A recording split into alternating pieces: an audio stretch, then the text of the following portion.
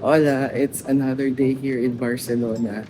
At ngayon naman ay pupunta tayo sa pinaka-iconic, I guess, or arguably, architecture dito sa city na to. At yan ay ang Sagrada Familia. So, pupunta na ko ngayon doon. I booked an entrance ticket via Klook using my promo code Klook para makapasok tayo doon. You have to book in advance daw kasi hindi siya pwedeng on that day lang bibilhin, mauubusan ka. Kaya excited ako pumasok and see what this beauty is about.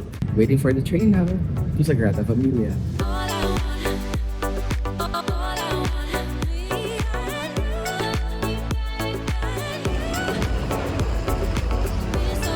Talaga namang ito yung bumumugad pagbaba ng tren guys. Paglabas ng train station yun agad, akala ko may construction. Yun pala, hindi pa rin pala siya tapos. Ano nga 2028? Pa-comment nga below kung kailan talaga siya matatapos. Pero mamaya natin kumuha ng mga facade entry natin sa picture taking contest. Entrance muna tayo kasi yun naman yung pinunta ko dito.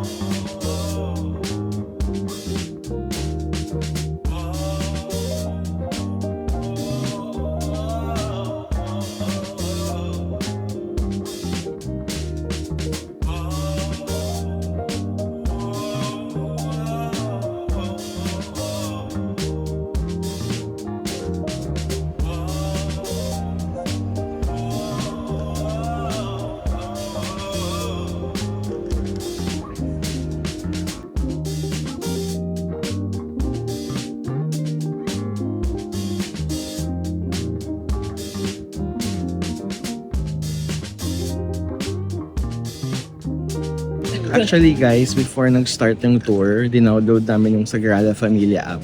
Kasi nandun na rin yung audio guide if you start the tour. So, dinownload ko. Eto kami ngayon sa number 3 na signage. Kasi ito na yung tukol sa facade ng Sagrada Familia. Siguro ang tumatak sa akin na amazing is that sinimulan to noong 1882. Grabe. Ganun katagal at hindi pa rin tapos hanggang sa ngayon. Tapos, dahil music lover si Gaudi, parang ang idea nito, inspiration niya dito ay parang organ daw yung shape ng Sagrada Familia. Pag natapos ito, magkakaroon ng 18 towers. Sobrang dami. At syempre yung pinakamataas sa tower yung nasa center na dedicated kay Jesus Christ. At alam na natin yun, kaya siya tinawag na Sagrada Familia kasi dedicated siya sa Holy Family ni Jesus, Joseph, and Mary. So yun. So amazed lang ako. Amazed ako na may mga ganitong klaseng architecture sa mundo at nakita ko siya in person. Okay, now we're going inside Sagrada Familia. Wow.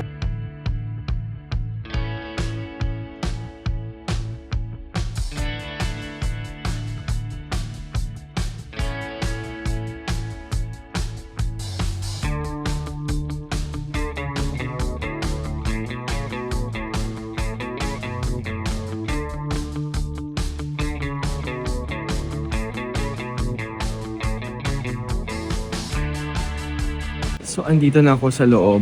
At grabe, marvelous talaga. Wow, marvelous talaga yung architecture. So, sabi sa audio guide, kung napapansin nyo, konti lang yung chapels at mga statues. Kasi ang idea ni Gaudi ay yung mga images and statues ay nasa labas, sa exterior. And then idea rin niya na parang, di ba ano yung pillars, columns, parang idea niya na parang forest lang daw ang loob, na mas nakikita yung mga lights and shadows, so parang temple of light ang tawag sa kanya. Lahat ng mga stained glass dito ay obviously hindi na si Gaudi ang nag-design, pero kung sino man yung artist na na-assign, kung ano yung guidance or yung guide na sinabi ni Gaudi, yun yung fina-follow. Kung mapapansin nyo, may mga pangalan yung mga stained glass windows. Mga pangalan pala yan ng mga saints all over the world. Yun yung sinabi ng audio guide. Amazing.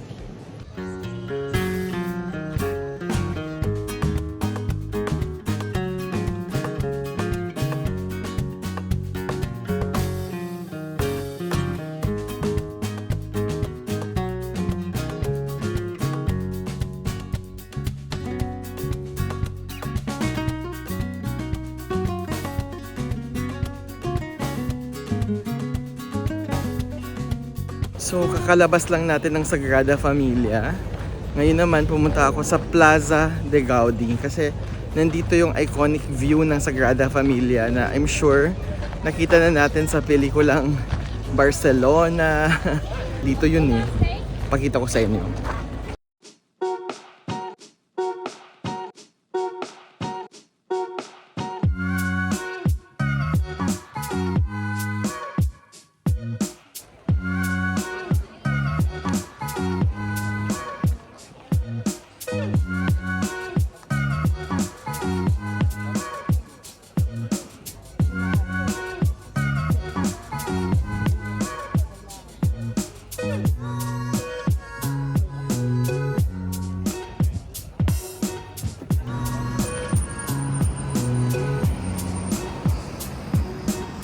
Ngayon naman, nasa bus stop ako dahil papunta naman ako ngayon sa Park L. So, naka 2 bus rides ako guys. Hindi ko alam kung tama tong direction ko. Ginamit lang yung Google Maps. But I have to be there by 12 kasi yun yung nabook kong ticket or entrance ticket ng Park L. Again, through Klook using my promo code BOGAWAL. So, isa siyang park na dinesign ulit ni Gaudi. So, it's a Gaudi day pala today. So, I'm excited. Sana nga tama yung bus na sinakyan ko. Propera parada. Passeig de Sant Joan, Provençal. Hindi naman ako nawala guys. Okay yung navigation skills ko. So papunta ako ngayon sa Park L. Layo niya. Layo niya from Sagrada. Wait eto, pakita ko sa iyo kung saan ako galing sa Sagrada Familia. Kung gaano siya kalayo kasi parang may overlooking spot dito sa nilalakaran ko ngayon. Wait. So ayan siya oh. Ayun. Yan yung Sagrada Familia. Diyan ako galing. Ayan. Ganun kalayo. But I survive 2 bus rides to Park L. Now I'm lost. Hindi ako nag-research. Ang laki niya guys. Park siya. Siguro hanapin ko lang yung lizard ni Gaudi. And then just look around, people watch, and be in awe of Gaudi's public art.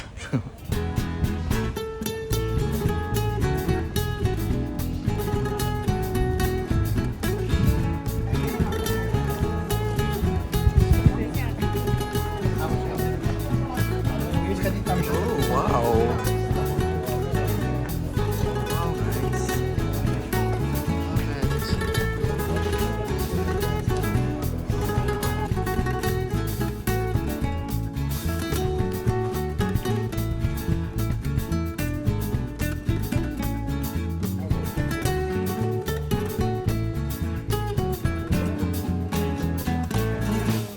Off to find the lizard.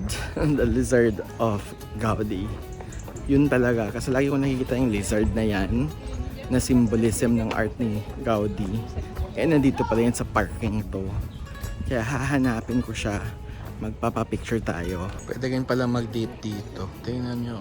Chill lang sila. Actually guys, mukha siyang mainit. Pero ang lamig ng panahon. Kaya ang perfect ng weather. Grabe yung park niya. Maze-like din siya guys, like sobrang hindi siya straight park. Kasi tingnan nyo oh, pwede kang mawala, maze-like siya talaga. Ang galing. Ngayon ako nakakita ng park na hindi straight yung mga path. So ito naman yung model house na gusto sanang i-construct ni Gel para sa kanyang parang subdivision. Tapos si Gaudi yung kanyang inatasang mag-architect. Ngayon house museum na lang siya. Okay, kanina pa ako paikot-ikot. Hindi ko pa rin mahanap yung lizard na yan. Nasaan ba yan? Nasaan ba yan? Nasaan yan? Ang init na.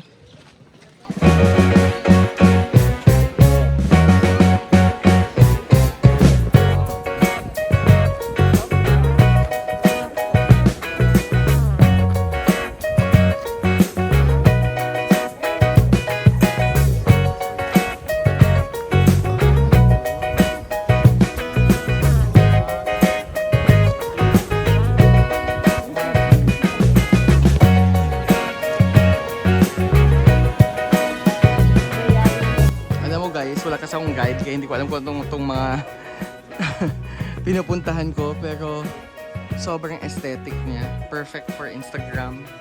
Ito, nakita ko na kung ano siya. Ito ay ang Portic de la Bugadera. So, it's a retaining wall that supports a path that traverses the entire park horizontally and takes the form of a portico with the profile of a great wave held aloft by the sloping columns. It's popularly known as a Portic de la Bugadera or Portic of the Washerwoman because of the sculpture of one of the columns. Still searching for the lizard. Where could it be?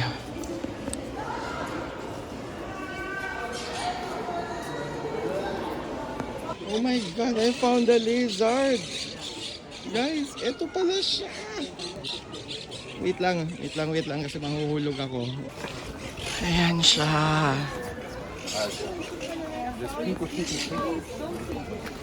Ayan siya!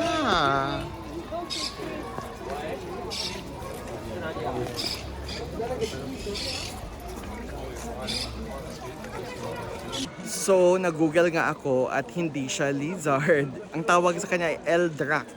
Dragon siya, guys.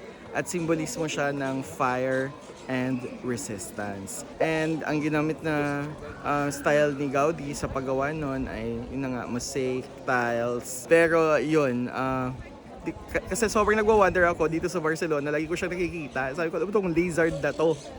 So yun pala yun. Nandito pala siya sa Park Güell. So may mga Gaudi houses din dito sa Park Güell. Yan, dalawa. Nabasa ko yung description. Sabi niya, ito daw yung design ni Gaudi ng isang modest dwelling. Modest na pala yun sa lagay na yan, guys. So yun, so medyo mahaba ang pila, free lang kasing entrance. Pero since nakapunta naman na ako sa Casa Batlló at bukas pupunta rin ako sa Palau Güell, ay i-admire ko na lang yung facade ng kanyang modest dwelling design.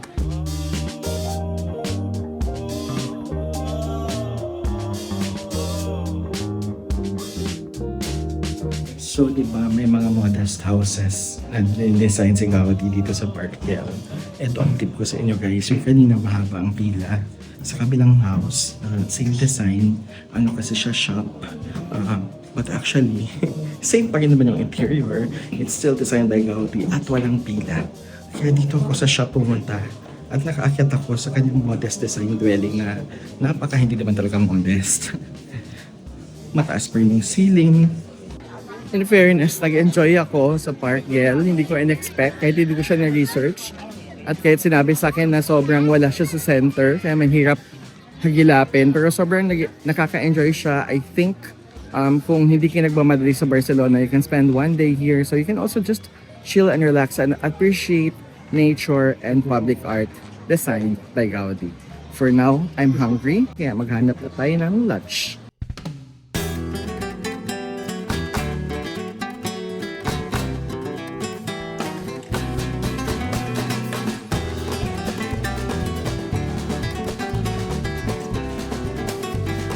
So family-owned pala to at nirecommend lang ng Google Maps. Braised pork cheek.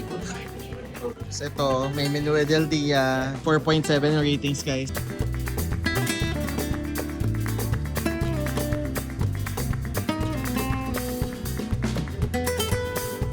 Yeah.